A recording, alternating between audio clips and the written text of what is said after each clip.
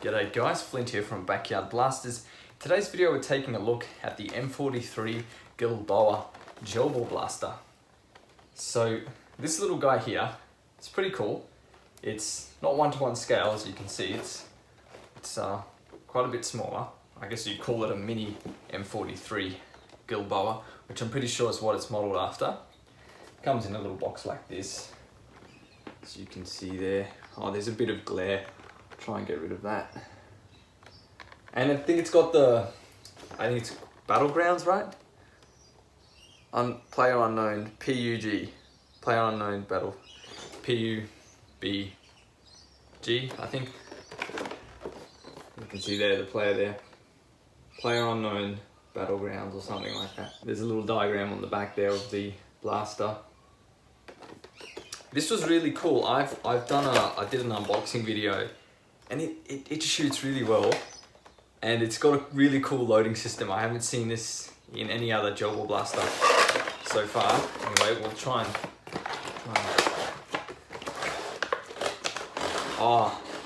toy guns always look really cool against the white backing. I mean, I think I'm just thinking now, with Nerf they usually have them just against cardboard. Perhaps that's an environmental thing, but toy guns packaged like this, they look cool. They really stand out. So we have the blaster there and some gel balls. These are the 7 to 8mm gel balls, and then we have the little M43 Gilboa. Take a look at that bad puppy. So cool, so much detail on this little toy gun. On the other side.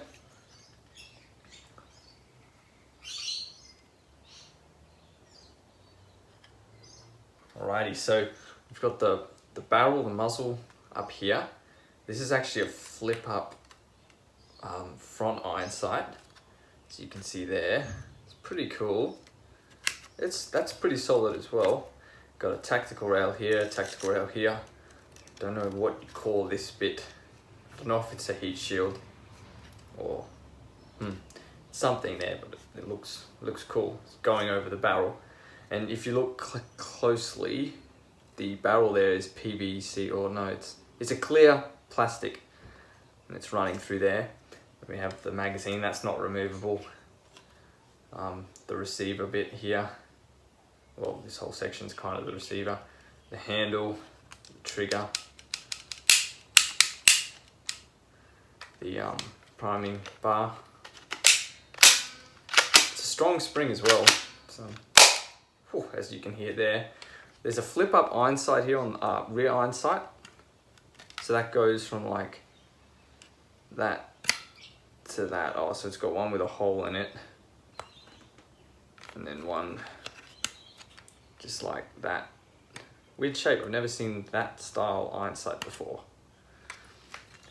And then of course you just have a fake. Pretty sure that's what you use to clear a jam. And that's fake, it doesn't move. And then you have just the stock here. So very, very cool. It's very light. As you can see there, it's like just a pistol really. And it's quite loud. So this thing, I mentioned how it was really cool with the loading system. Up the very top, I haven't mentioned this, where your carry handle is. This opens, gel balls go down there, and they fill up this section here that you can see through. You know, this section here, that actually fills up with gel balls. And so it's this cool little row of gel balls. And I haven't seen that in a gel ball gun before, and it's quite cool. This thing fires really well, really well. We'll give it a go. So in the container, and I haven't seen this in a container either, came with this little cap here, which I think is designed to be like a funnel, because you then put it over here and screw that on, except there's no hole in it. So I don't know whether that means I'm meant to go and puncture a hole in here so that I can actually use the nozzle as as an actual funnel. Either that, or you're meant to just like tip some in and then, but I don't think so. I think it's meant to be used as actual funnel. So if I put some in here, worst thing with gel balls is these things are so hard to pick up. If you drop them, they're not like BBs.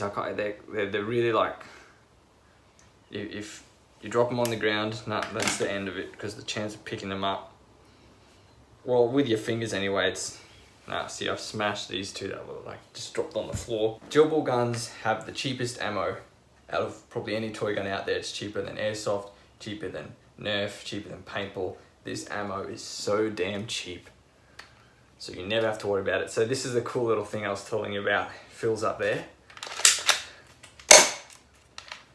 and see, I've fired a shot and loaded a second one, and now there's a bit of movement. There you go.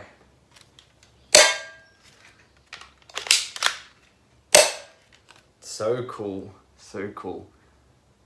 So yeah, that's the loading, the way it stores its ammo, and the loading, yeah, is just pulling this back. Now, it feeds from the front, so this gun actually has to be tilted forward a bit, because if it's not tilted forward when you go to reload, the gel balls won't feed down, because it feeds down here. It's gravity fed, you know, no magazine. Thing about these guns is that the ones that are gravity fed like this is they're simple, and you really cannot fault them as long as, you know, when you load it back, you've got the gravity working with you to push it down. So as long as you're not, oh, I didn't shut the lid at the top. As long as you're not loading it like this, because then the gel balls can't go in, then it works flawlessly. Whereas magazines, I've found this with a few of the pistols that I've been reviewing lately that are magazine fed, they can have a lot of misfeeds, and that's something I don't think you want on the field. You really want reliability, and it's like in any sport, in airsoft, in paintball, even in Nerf, you want something that'll shoot, right? And so these gravity fed guns they're pretty faultless. Of course, if you're competing in gel soft or gel ball fights, gel ball battles, you probably do want a magazine fed, because this is just single shot, single action. So you'd probably be best off going with a magazine fed gun. But this is a cool little plinker, I guess you call it, just for fun.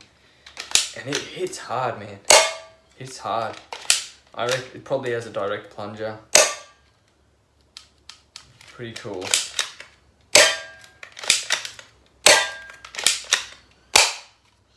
So yeah, guys, that's the review of the M43 Gilboa. I'll see you in the next video.